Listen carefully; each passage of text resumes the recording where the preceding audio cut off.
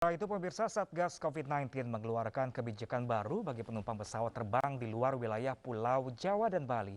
Dengan aturan baru ini, penumpang bisa menggunakan bukti negatif tes antigen sebagai syarat perjalanan.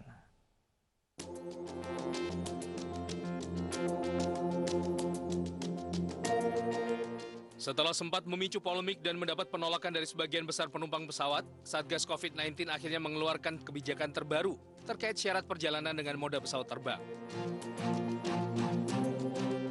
Melalui adendum kedua, Satgas COVID-19 mengubah syarat perjalanan penumpang moda transportasi udara di luar wilayah Jawa dan Bali.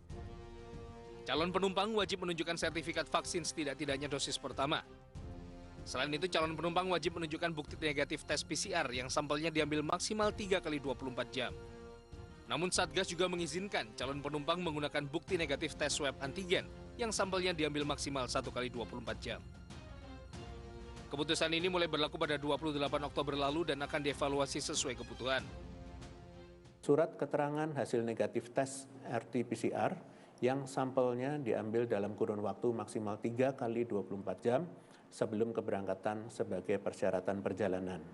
Yang kedua, dalam rangka penyesuaian kesiapan sarana dan prasarana yang spesifik di tiap daerah, maka pelaku perjalanan jarak jauh dengan moda transportasi udara antar kabupaten atau antar kota di luar Pulau Jawa Bali dapat menggunakan hasil negatif rapid test antigen. Kebijakan ini diambil demi mengakomodasi keterbatasan fasilitas lab penyedia layanan PCR di sejumlah daerah di luar Pulau Jawa dan Bali.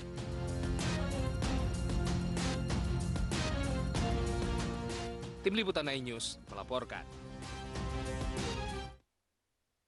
Pemirsa, pasca turunnya harga tes PCR, peningkatan jumlah penumpang terjadi di Bandara Sultan Hasanuddin Makassar, Sulawesi Selatan. Perubahan syarat ini disambut baik para penumpang. Peningkatan jumlah penumpang di Bandara Sultan Hasanuddin Makassar sudah terjadi sejak beberapa hari lalu.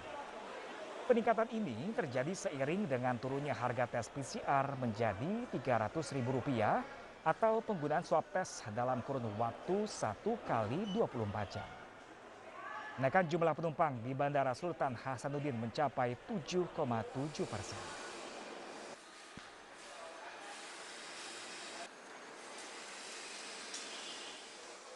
Karena kita bisa membuat pulang, biasanya kan orang pilih naik bus. Ya. Kalau mau ke Mamuju, tapi karena bisa antigen, jadi mending kita antigen baru ke pesawat. Sangat membantu. Oh, kenapa Pak sangat membantu? Ya, karena kenapa semakin mempermudah perjalanan masyarakat, baik antar kabupaten maupun antar provinsi ataupun antar bandara.